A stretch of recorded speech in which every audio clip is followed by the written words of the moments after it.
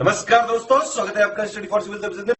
यदि study for civil services के छात्र हैं तो ये वाला टेलीग्राम जरूर ज्वाइन करके रखिए। यूट्यूब चैनल में हमारे साथ है तो भी ये वाला टेलीग्राम ज्वाइन करना बहुत ज्यादा जरूरी है। सारे नोटिफिकेशन, सारे अपडेट, सारे मोस्ट इंपोर्टेंट पिक्स, सारा रिवीजन सब कुछ यहाँ पे बताया जाता है। टेस्ट को ध्यान से अटेम्प्ट करिए और बताइए कितना स्कोर आपने किया है, कितने सही किए हैं टोटल क्वेश्चन में से। सभी लोग अपना अपना स्कोर जरूर कमेंट करिए। देखिए ये हमारा एससीएस डेली क्विज चैनल है, इसमें डेली क्विज होती है, बिल्कुल फ्री में, इसको जरूर ज्वाइन कर लीजिएगा। ये हमारा इंस्टाग्राम का पेज है, इसको जरूर फॉलो कर लीजिएगा। स्टडी फॉर सिविल .सर्विसेज करके अगर आप इंस्टाग्राम में सर्च करेंगे तो आपको मिल जाएगा। वीडियो के डिस्क्रिप्शन में इसकी लिंक दी हुई। इसमें आप स्टोरी सेक्शन जरूर देखते रहा करिए, प्लस इसमें हाईलाइट्स आते रहते हैं और प्लस पोस्ट आती रहती है, इनको जरूर फॉलो करते रहिए। दोस्तों, इलाहाबाद हाई कोर्ट के आरओ एग्जाम के लिए ये सेक्शनल मॉक टेस्ट है, जैसे कि आप यहाँ देख रहे हैं। इसमें हम पॉपुलेशन का डाटा कवर करेंगे, इसके अलावा इकोलॉजी को थोड़ा देखेंगे और अर्बनाइजेशन का भी कुछ डाटा और फैक्ट इसमें देखने वाले हैं। तो पहले प्रश्न को देखते हैं और ये बाइलिंगुअल फॉर्मेट में है, इसे आप जैसा देख पा रहे हैं। 2011 का जो सेंसस था उसके अकॉर्डिंग अगर देखा जाए तो निम्नलिखित में से जनसंख्या की दृष्टि से यानी पॉपुलेशन वाइज सबसे छोटा राज्य कौन सा है? देश का सबसे छोटा राज्य कौन सा है? बिहार है, कर्नाटक है, सिक्किम है या फिर दिल्ली है? तो आप जानते हैं कि सबसे छोटा राज्य इसमें से सिक्किम है और जनसंख्या के लिहाज से अगर देखा जाए तो उत्तर प्रदेश सबसे बड़ा राज्य है पॉपुलेशन के हिसाब से, ठीक है। और जनसंख्या की दृष्टि से सबसे बड़ा केंद्र शासित प्रदेश दिल्ली है और सबसे छोटा केंद्र शासित प्रदेश पॉपुलेशन वाइज कौन सा है? लक्षद्वीप है। यही इसका क्रम है और इसका जो सी वाला आंसर है उसे हम चुनते हैं। इसके बाद सेकंड ऑप्शन को देखते हैं, माफ कीजिएगा, सेकंड क्वेश्चन को देखते हैं। इसमें पूछा गया है कि which of the following statement is are correct. तो दो स्टेटमेंट दे रखे हैं। पहले वाले में कहा गया कि 2011 का जो सेंसस था उसके हिसाब से देश में दो सर्वाधिक वृद्धि वाले केंद्र शासित प्रदेश दादरा और नगर हवेली तथा दमन दीव है। अब इन दोनों को एक में मर्ज कर दिया गया, लेकिन जब सेंसस रिकॉर्ड किया जा रहा था तो ये दोनों अलग अलग थे।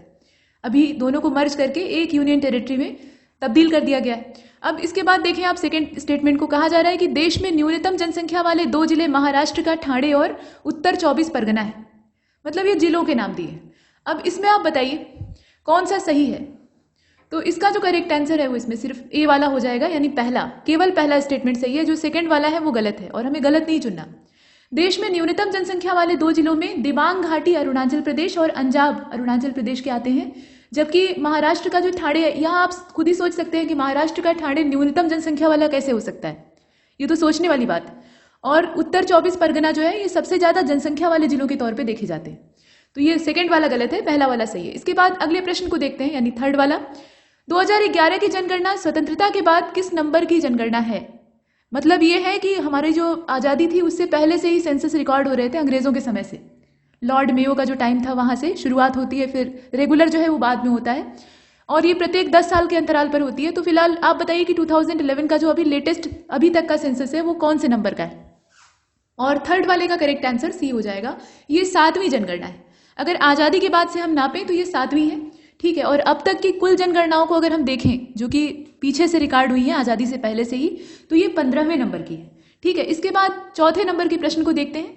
2011 का जो सेंसस है उसके हिसाब से निम्नलिखित में से कौन सा या कौन से, मतलब एक से ज्यादा भी हो सकता है, विकल्प गलत है।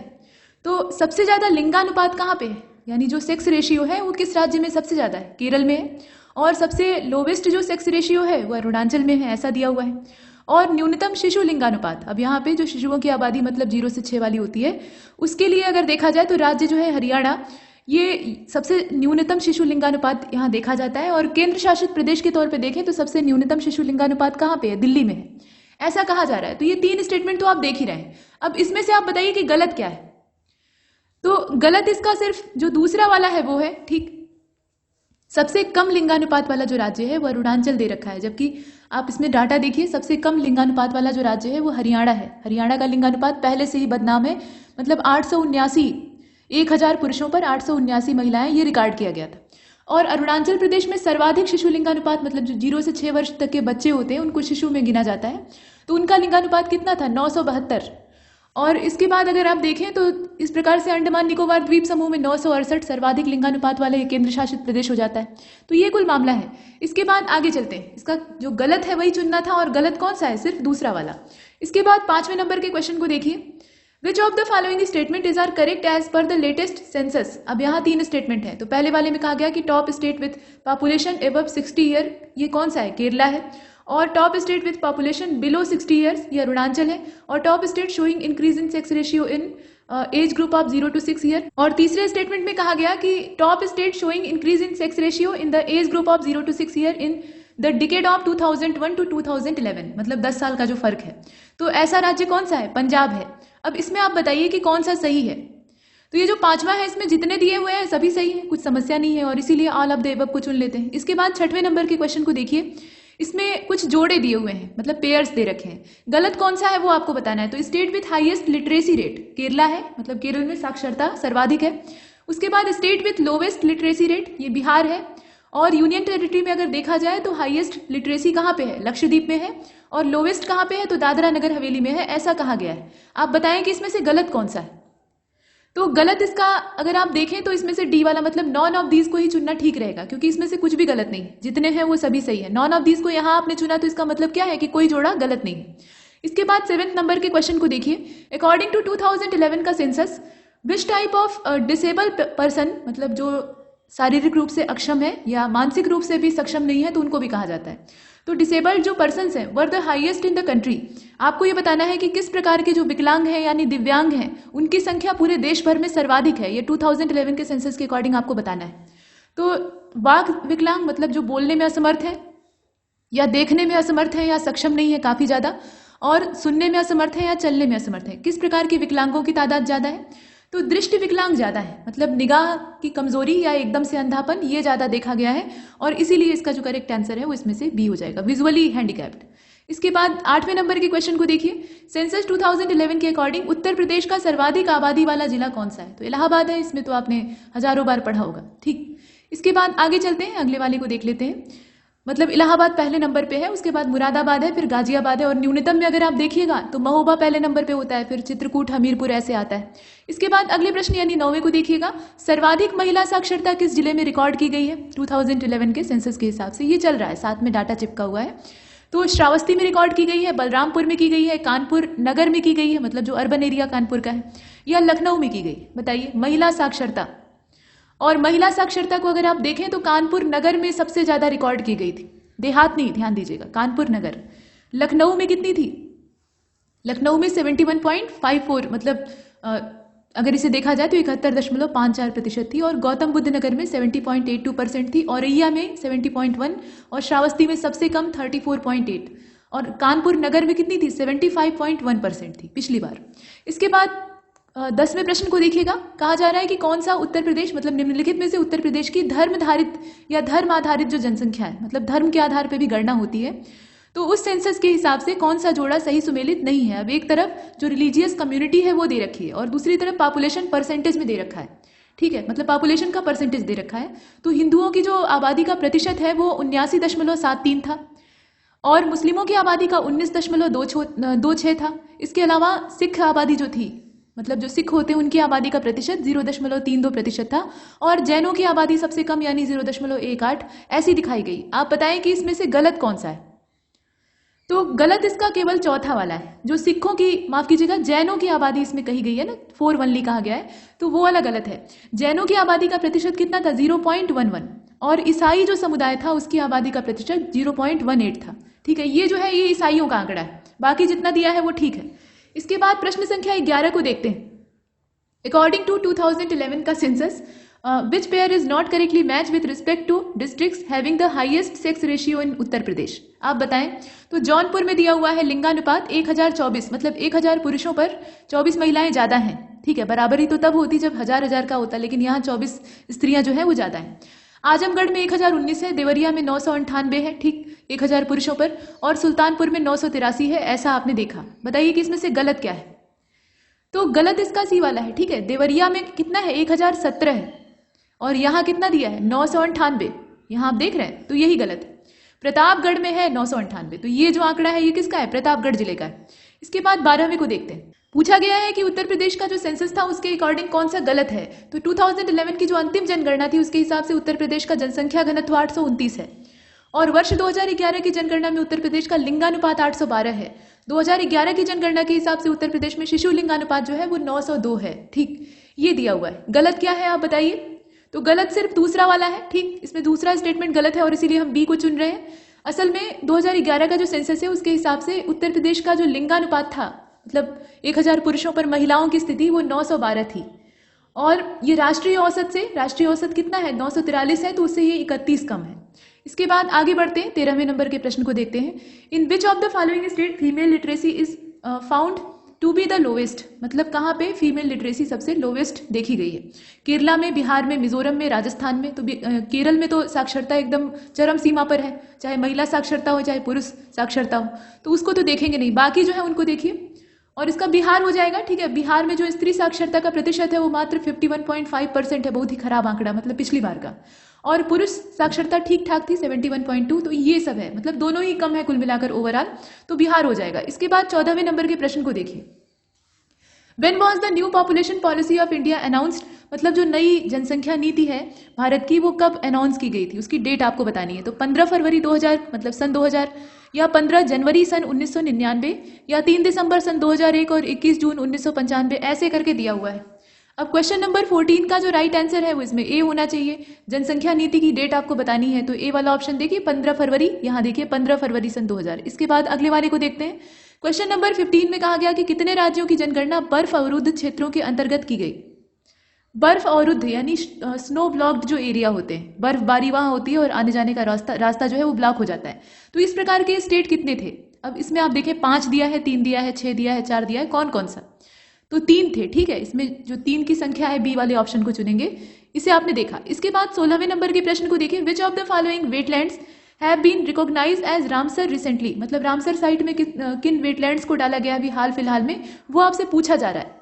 अब यहां से मोड चेंज हो गया, अब हम लोग इकोलॉजी की ओर बढ़ रहे हैं, यानी इन्वायरमेंट वाला मुद्दा देख रहे हैं। तो आर्द्र भूमियां उसका एक अहम पड़ाव है, आप जानते ही हैं। अब इसमें वेटलैंड के लिए रामसर कन्वेंशन हुआ था 1971 में। ईरान देश का जो शहर है रामसर, वहां पे कैस्पियन सागर के तट पे, और वहां कुछ देशों ने अपनी प्रतिबद्धता जताई थी कि भाई हमारे यहाँ जो आर्द्र भूमियां हैं उनको हम संरक्षित करेंगे, और उन आर्द्र भूमियों को अंतर्राष्ट्रीय महत्व की जो होती है उनको रामसर रिकॉर्ड में शामिल किया जाता है, मॉन्ट्रेक्स रिकॉर्ड में उनको डाला जाता है जो खतरे में होती है। तो भारत में लगातार आर्द्र भूमियां पहचानी जा रही हैं और उनको नॉमिनेट किया जा रहा है रामसर के तौर पे।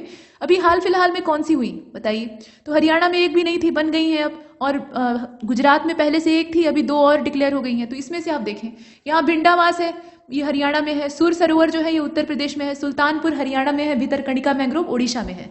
तो आप देखें कि इसमें हरियाणा वाला जो है वही लेटेस्ट है, बाकी तो डिक्लेयर हुए हैं वो पहले से ही है, ठीक। तो बी वाला ऑप्शन हो जाएगा, केवल पहला और तीसरा, ठीक। पहले और तीसरे को चुन लेते। भिंडावास है हरियाणा की और सुल्तानपुर है, यही 2 नए बने, इससे पहले हरियाणा में था नहीं।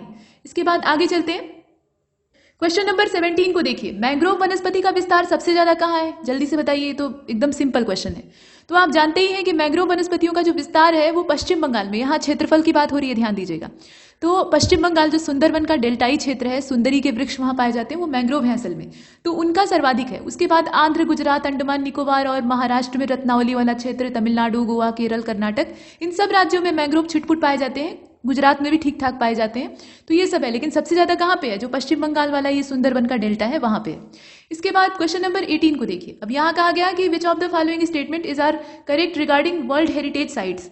जो यूनेस्को के द्वारा वर्ल्ड हेरिटेज साइट्स डिक्लेयर की जाती हैं, तो उनके बारे में 2 स्टेटमेंट हैं जो लेटेस्ट डिक्लेयर हुई हैं, उन्हीं के बारे में दिया हुआ है। तो पहले वाले में कहा गया कि रिसेंटली, यहाँ पे आप देखें, ये जो स्टेटमेंट है पहला वाला, रिसेंटली रुद्रेश्वर टेम्पल, ये रामप्पा टेम्पल भी कहा जाता है, रुद्रेश्वर मंदिर भी इसी का नाम है और रामप्पा भी नाम है, तो कंफ्यूज मत होइएगा।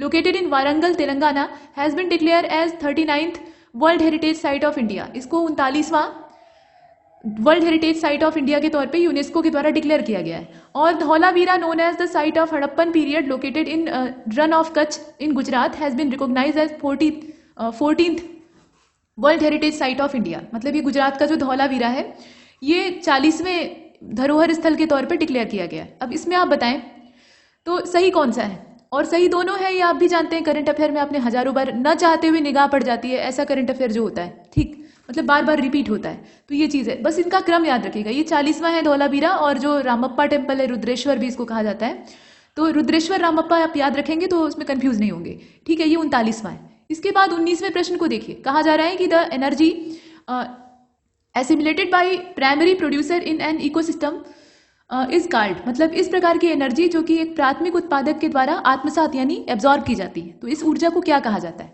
सकल प्राथमिक उत्पादन कहा जाता है, या फिर शुद्ध प्राथमिक उत्पादन यानी नेट प्राइमरी प्रोडक्शन कहा जाता है, या बायो एक्यूमुलेशन कहते हैं, या फिर क्या कहते हैं? नॉन ऑफ दीज भी दिया हुआ है। तो 19वें का राइट आंसर हो जाएगा इसमें से, आप देख लीजिए पहले, ए वाला, ठीक है। ए का मतलब क्या, ग्रॉस प्राइमरी प्रोडक्शन कहा जाता है। इस चीज को क्या कहते हैं, ग्रॉस प्राइमरी प्रोडक्शन कहा जाता है। सकल प्राथमिक उत्पादन में श्वसन द्वारा जो खर्च होता है उसके बाद जितनी भी संचित ऊर्जा होती है, सकल ऊर्जा होती है, उसको इसमें गिना जाता है। और जो बायो एक्यूमुलेशन है उसमें तो आप जानते ही हैं कि जो कीटनाशक है उनका अलग अलग पोषण के स्तरों में भंडारण वगैरह होता है। इसके बाद 20वें नंबर के प्रश्न को देखते हैं। पूछा गया कि which of the following statement is are correct. तो यहाँ देखिए कि ऑक्सीजन जो है वो पारिस्थितिकी तंत्र में ऊर्जा का सबसे बड़ा स्रोत होता है, यानी सोर्स होता है। और जैविक अन्योन क्रिया जो होती है, ठीक है, मतलब बायोलॉजिकल जो इंटरेक्शन होता है वो असल में परजीविता में एक जाति को एक लाभ माफ कीजिएगा, परजीविता में एक जाति को लाभ तथा दूसरी जाति को हानि पहुंचती है, ऐसा बताया गया है। असल में जैविक अन्योन क्रिया कई प्रकार की होती है। आपस में लेन देन, ये जो साझेदारी वाला क्रम है, ये हमारे इकोसिस्टम में चलता है। और आपसी विनिमय के बिना ये इकोसिस्टम और जो इन्वायरमेंट है वो बढ़ नहीं पाएगा, विकसित नहीं हो पाएगा। तो ऐसी कंडीशन में जो एक जाति को लाभ पहुंचे और दूसरी जाति को हानि पहुंचे, इस प्रक्रिया को परजीविता कहा जाता है। अब इसमें आप बताइए कि सही क्या है। तो क्वेश्चन नंबर 20 का जो राइट आंसर है वो सिर्फ दूसरा वाला होगा। देखिए, ऑक्सीजन जो है वो ऊर्जा का स्रोत नहीं है। हाँ, जीवनदायिनी हो सकती है, लेकिन ऊर्जा का सबसे बड़ा स्रोत क्या है, हमारा सूर्य है, ठीक, सन है। हमारा जो इकोसिस्टम है वो जो सोलर एनर्जी है उसी से पूरी तरह से चलता है। और जैविक अन्योन क्रिया वाला ठीक है, मतलब एक जाति को नुकसान पहुंचेगा और जो उसके ऊपर परजीवी के रूप में रह रहा है उसको फायदा होगा, इस प्रकार से होगा। तो इसका केवल दूसरा वाला सही है। इसके बाद अगले वाले को देखते हैं। प्रश्न संख्या 21 में कहा जा रहा है कि which of the following is the limiting factor in the productivity of an aquatic ecosystem. ठीक है, एक्वाटिक इकोसिस्टम जो होता है उसमें लिमिटिंग फैक्टर प्रोडक्टिविटी का कौन होता है। जो विलयित ऑक्सीजन यानी डिसॉल्व ऑक्सीजन होती है वो होती है, या फिर ट्रांसपेरेंसी होती है, या फिर सनलाइट होती है, क्या होता है, या ऑल ऑफ द एबव भी दिया हुआ है। सीमित करने वाला कारक देखना है जो उत्पादकता को सीमित कर देता है। तो 21 का डी हो जाएगा। ये सब तो है, the factors limiting the productivity of an aquatic ecosystem are discovered oxygen, transparency मतलब पारदर्शिता भी जिम्मेदार होती है, सूर्य का प्रकाश नीचे जाना चाहिए ना, और सनलाइट तो रहेगी ही, वो तो पक्की बात है, और टेम्परेचर भी होना चाहिए कायदे का। इसके बाद आगे चलते हैं। क्वेश्चन नंबर 22 में आपसे पूछा गया कि निम्नलिखित में से किसका उपयोग कचरे को अति उच्च तापमान पर जलाकर उसकी मात्रा में कमी लाने के लिए किया जाता है। तो कूड़ा जलाना अपने आप में एक गंभीर समस्या है, लेकिन यहाँ पर वो जो यंत्र है वो पर्यावरण की दृष्टि से अनुकूलित होता है, मतलब वो प्रदूषण फैलाने का काम नहीं करता है। तो ये वर्मी कल्चर है, और इसके अलावा STP दिया हुआ है, पायरोलाइसिस दिया हुआ है, और शमन यंत्र दिया हुआ है। इस प्रकार से है, आप बताएं कि इसमें से कौन सा होगा। और 22 का राइट आंसर डी हो जाएगा। ठीक है, वर्मी कल्चर, पायरोलाइसिस और जितने भी चीजें हैं वो सभी ठोस अपशिष्ट कचरे के अपघटन के लिए इस्तेमाल होते हैं। ठीक, लेकिन जो सीवेज उपचार होता है उसके लिए STP का इस्तेमाल किया जाता है, ये सब चीजें। तो डी वाला ऑप्शन कुल मिलाकर सही है। इसके बाद आगे चलते हैं, अगले वाले को देख लेते हैं। क्वेश्चन नंबर 23, यहाँ कहा गया कि सहस्त्राब्दी पारिस्थितिकी आकलन ने जैव विविधता ह्रास के रूप में किसकी पहचान नहीं की है, मतलब कौन सा इसके लिए जिम्मेदार नहीं है, असल में ये बताना है। तो इसमें आप देखें कि अर्बनाइजेशन दिया है, पॉल्यूशन दिया हुआ है, क्लाइमेट चेंज दिया हुआ है, और चेंज ऑफ रेजिडेंस दिया हुआ है, आवास में परिवर्तन। अब बताइए, तो 23 का राइट आंसर ए हो जाएगा। अर्बनाइजेशन, नगरीकरण को इसका जिम्मेदार नहीं माना है, हालांकि वो भी होता है। ठीक, मतलब इसमें अगर जैव विविधता के ह्रास के लिए जिम्मेदारों को देखें तो आवास में परिवर्तन ये जिम्मेदार होता है सीधा सीधा। जलवायु परिवर्तन तो सबसे बड़ा कारण है, उसके अलावा विदेशी प्रजाति जो है वो भी आकर आक्रमण कर देती हैं, तो जो स्थानिक प्रजातियां होती हैं वो नष्ट हो जाती हैं, ऐसा कुछ। अतिदोहन, मतलब बहुत ज़्यादा हम ले रहे हैं उससे, उसका एक्सप्लोटेशन कर रहे हैं। इसके अलावा पॉल्यूशन तो है ही है, ये सब है, लेकिन इसमें अर्बनाइजेशन को शामिल नहीं किया गया है, हालांकि इनडायरेक्टली ये भी जिम्मेदार है। इसके बाद आगे बढ़ते हैं, 24 को देख लेते हैं कौन सा गलत है। तो राजस्थान का रामगढ़ विषधारी वन्य जीव अभ्यारण्य ये 52वां टाइगर रिजर्व बन गया है भारत का। और रेड सैंडर्स रक्त चंदन जो है, यहाँ पे सैंडल होना चाहिए था, असल में ये प्रोनाउंसिएशन जो है ना ये पूरा यहाँ से यहाँ तक है। देखिए, रेड सैंडर्स रक्त चंदन जो है मतलब ये लाल चंदन होता है। तो उत्तर भारत में पाई जाने वाली ये वनस्पति है, उत्तर भारत में उगता है चंदन, आप सोच कर देखिए। अब बताइए इसमें से गलत क्या है।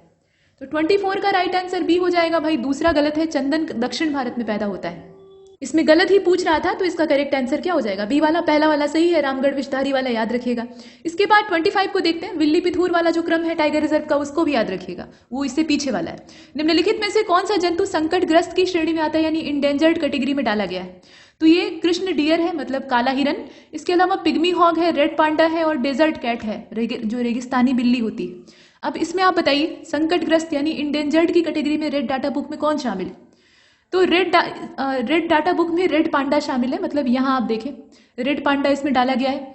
कृष्ण मृग जो है ये नाजुक श्रेणी में, माने जो क्रूशियल कैटेगरी आती है उसमें शामिल होता है। इसके अलावा पिग्मी हॉक जो है ये क्रिटिकली इंडेंजर्ड है, मतलब गंभीर रूप से ये संकटापन्न है। और डेजर्ट कैट जो है ये एक्सटिंक्ट है। ठीक, इसके बाद आगे चलते हैं, 26 को देख लेते हैं। Which one of the following is not an example of the vertebrate species, मतलब इसमें से कौन सा वर्टिब्रेटा यानी कशेरुका संघ, मतलब जो कशेरुकी संघ होता है उससे बिलोंग नहीं करता है। तो रेप्टाइल्स हैं, एम्फीबियंस हैं, बर्ड्स हैं और इंसेक्ट्स हैं। बताइए इसमें से कौन सा होगा? तो डी हो जाएगा। इंसेक्ट्स इसमें कहाँ से आ जाएंगे? जो कशेरुकी प्रजाति होती है उसमें रेप्टाइल्स आते हैं, ठीक है, उभयचर तो आएंगे ही, पक्षी, मछली, इसके अलावा जो प्राइमेट्स होते हैं वो आते हैं और कृंतक भी आते हैं, जो रोडेंट्स होते हैं वो भी शामिल होते हैं, लेकिन कीट इससे बाहर होते हैं। इसके बाद आगे बढ़ते हैं, प्रश्न संख्या 27 को देखिएगा। निम्नलिखित में से कौन सा स्थल स्वस्थानीय संरक्षण पद्धति के अंतर्गत नहीं आता है, मतलब इन सीटू जो कंजर्वेशन सिस्टम होता है उसके अंदर नहीं आता है। तो नेशनल पार्क नहीं आता है, जू नहीं आते हैं, वेटलैंड्स नहीं आते हैं, कम्युनिटी रिजर्व नहीं आता है। क्या नहीं आता है?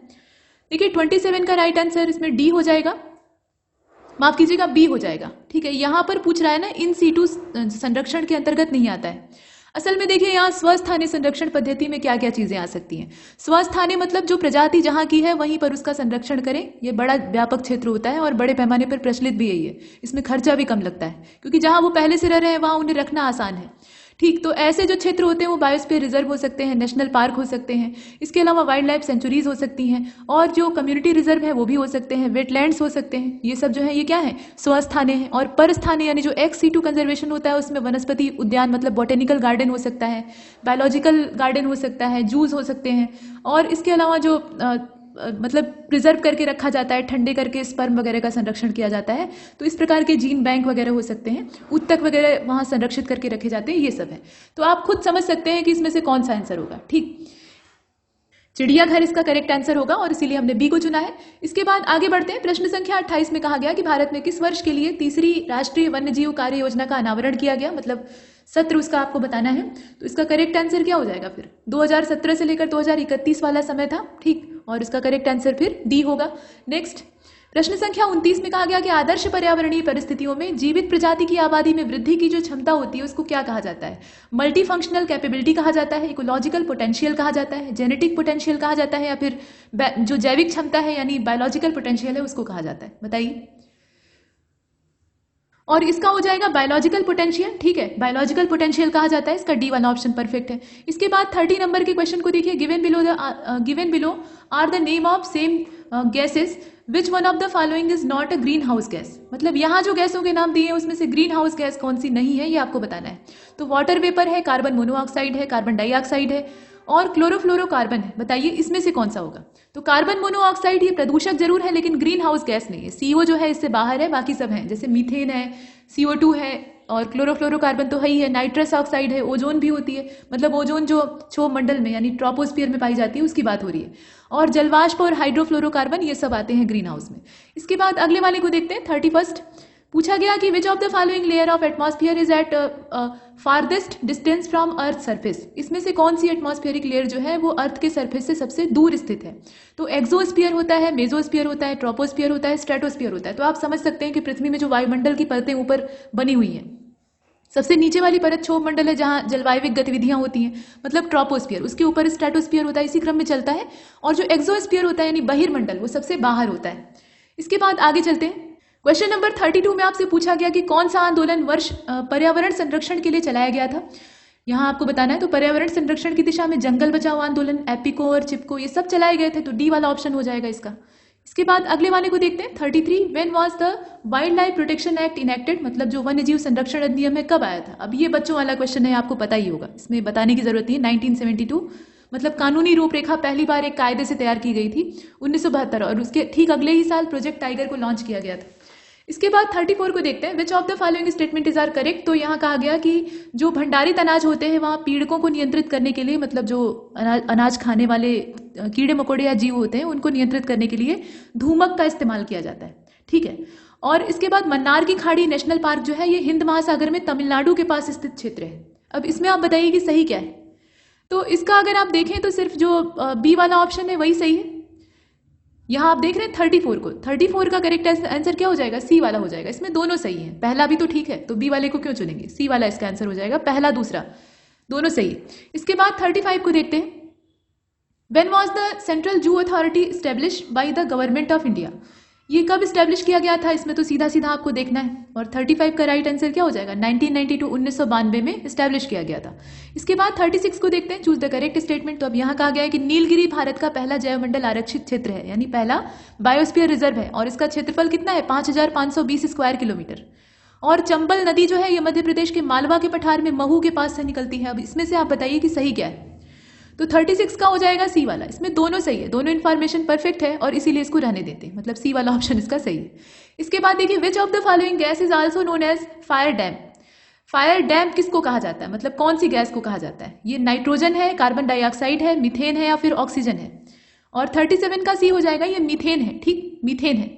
इसके बाद आगे बढ़ते हैं, प्रश्न संख्या 38। Which of the following statement is are correct. तो द डिजीज इन ह्यूमन, यहाँ देखिए, the disease in humans black foot disease is cause by lead. मतलब कहा जा रहा है कि मनुष्य में होने वाला जो ब्लैक फुट डिजीज होता है, रोग होता है, वो शीशे के कारण होता है, यानी लेड की वजह से होता है। और Delhi tops the list of e waste generation in India. मतलब दिल्ली जो है वो ई वेस्ट उत्पन्न करने के मामले में भारत में नंबर 1 है। आप बताएं कि गलत क्या है। तो गलत इसमें अगर देखा जाए तो दोनों है। ठीक, जो ब्लैक फुट रोग है वो आर्सेनिक की वजह से होता है, वो लेड से कब से होने लगा। और ई कचरा उत्पन्न करने के मामले में मुंबई पहले नंबर पे है और दिल्ली जो है वो सेकंड है। तो इसमें सी को चुनने का मतलब है कि दोनों के दोनों झूठ बोल रहे हैं। इसके बाद 39 को देखिए, when was the operation Kachhap. ठीक है, ये स्टार्ट किया गया था। The wild life protection society of India, यहाँ देखिए, salt NGO for the conservation of olive Ridley sea turtle. मतलब इसकी डेट आपको बतानी है। तो पहली चीज तो ये है कि ऑपरेशन कच्छप जो है ये कछुआ संरक्षण के लिए, मतलब ऑलिव रिडले टर्टल जो होते हैं उनके संरक्षण के लिए चलाया गया था। अब ये शुरू कब किया गया था, बस इतना बताना है। तो यहाँ डेट आप देख रहे हैं और इसका जो राइट आंसर है वो इसमें से बी वाला हो जाएगा। सितंबर 1998 में शुरू किया गया था, सितंबर 1998। बी वाला ऑप्शन परफेक्ट है। इसके बाद 40 को देखते हैं, दाचीगाम नेशनल पार्क कहाँ पे है। अब ये तो आप जानते ही, मतलब इसमें आप देख रहे हैं राज्यों के नाम दिए। तो मेघालय में बालपक्रम है, आप जानते हैं, मतलब इसके नाम को आपने पढ़ा होगा। कर्नाटक में बांदीपुरम है, मतलब बांदीपुर आप कहते हैं। गुजरात में गिर नेशनल पार्क है, एशियाई लायन वहां पे रहते हैं। और जम्मू कश्मीर में है दाचीगाम, यहाँ पे हंगुल या कश्मीरी स्टैग पाया जाता है, लाल हिरन। इसके बाद अगले वाले को देखते हैं, यानी 41। देश की 15वीं जनगणना के हिसाब से, आजादी के बाद से नहीं बल्कि पूरा टोटल 41 में आपसे पूछा गया कि देश की जो 15वीं जनगणना है उसके हिसाब से राज्य में किस किस क्षेत्र की या किस राज्य क्षेत्र की जो शहरी जनसंख्या है वो सबसे ज्यादा है, मतलब वहां पे सबसे ज्यादा शहरी आबादी निवास करती है। तो ऐसा राज्य कौन सा है, बस इतना बताना है। तो वेस्ट बंगाल है, उत्तर प्रदेश है, महाराष्ट्र है और तमिलनाडु है। देखिए इसमें महाराष्ट्र हो जाएगा, मतलब जो सेंसस है उसके अकॉर्डिंग अगर देखा जाए तो महाराष्ट्र, उसके बाद यूपी है, फिर तमिलनाडु है, फिर वेस्ट बंगाल है, जहां पे सबसे ज्यादा अर्बन पॉपुलेशन निवास करती है। तो इसमें महाराष्ट्र वाला जो ऑप्शन है वो परफेक्ट है। इसके बाद 42 को देखते हैं, which one of the following is not cause of urbanisation. मतलब इसमें से कौन सा शहरीकरण का एक कारण नहीं है। तो आर्थिक कारण यानी इकोनॉमिकल रीजन, ये तो सबसे बड़ा कारण है। उसके अलावा एजुकेशन है, इंडस्ट्रियलाइजेशन है और फार्मिंग है। तो खेती जो है ये कारण नहीं है, ये तो समाधान है। अगर आपको खेती के मामले में बढ़िया उत्पादन मिलेगा, बढ़िया मुनाफा मिलेगा तो आप शहर में क्यों जाएंगे। ठीक, तो डी वाला ऑप्शन इससे बाहर है, बाकी सब कारण है। इसके बाद 43 को देखिए, अकॉर्डिंग टू 2011 का census, which of the following is the state with the highest urban percentage in the country. मतलब कहा जा रहा है कि इसमें से सर्वाधिक शहरी प्रतिशत वाला राज्य कौन सा है, शहरी आबादी के प्रतिशत वाला। प्रतिशत पूछ रहा है, यहाँ पे टोटल गिनती नहीं पूछ रहा है। तो मिजोरम है, गोवा है, तमिलनाडु है कि महाराष्ट्र है। तो बात वही है, घुमा फिरा कर पूछा गया। अब इसमें अगर आप देखें तो परसेंटेज वाइज कौन है, गोवा है 62.17%। और वैसे अगर देखा जाए जो पॉपुलेशन हमने देखी थी तो उसमें महाराष्ट्र पहले पोजीशन पे था। इसके बाद आगे चलते हैं, प्रश्न संख्या 44 में कहा गया कि उत्तर प्रदेश के बाद सबसे अधिक नगरों वाला राज्य कौन सा है। तमिलनाडु है, मध्य प्रदेश है, उत्तर प्रदेश है या फिर उत्तर प्रदेश यहाँ खुद ही दे रखा है और उसके अलावा आंध्र है। तो इसका करेक्ट आंसर डी हो जाएगा। अब यहाँ पे जो आंध्र है उसको हम चुनेंगे। मतलब कहने का तात्पर्य है कि उत्तर प्रदेश में नगरों की संख्या 2011 के सेंसस के अकॉर्डिंग 64 थी, आंध्र में कितनी थी, 46 थी। और उसके बाद महाराष्ट्र का नंबर आता है, इसमें 37 थी, फिर मध्य प्रदेश में 33, तमिलनाडु में 32, ऐसे हम देखते हैं। 45 को देखिए, which of the following is are the environmental effect of urbanisation. तो इसमें आप देखिए एयर पॉल्यूशन है, क्राइम है, सोशल वेस्ट है, माफ कीजिएगा सॉलिड वेस्ट है और फ्लैश फ्लड है। अब इसमें आप बताइए कौन सा इसमें से शहरीकरण की वजह से या नगरीकरण की वजह से होने वाला पर्यावरणीय प्रभाव है। तो सभी है, जितने आप देख रहे हैं वो सभी है यहाँ पर। इसके बाद आगे चलते हैं, लेकिन इसमें एक चीज है, देखिए अपराध बढ़ते हैं ये भी एक परोक्ष कारण है, मतलब सीधा कारण नहीं है। और यहाँ पर जो हम देखेंगे उसमें सीधे कारण को ही सिर्फ गिनेंगे। तो अपराध का बढ़ना ये इसमें अर्बनाइजेशन की वजह से हुआ है, ये हम प्रमाणित नहीं कर सकते हैं और इसीलिए इसको छोड़ देंगे। और जब इसे छोड़ेंगे तो इसका जो करेक्ट आंसर है वो इसमें से पहला, तीसरा और चौथा हो जाएगा, दूसरा इससे बाहर हो जाएगा। हालांकि वो भी होता है, अपराध पनपते हैं, इसमें भी शहरीकरण कहीं ना कहीं जिम्मेदार होता है।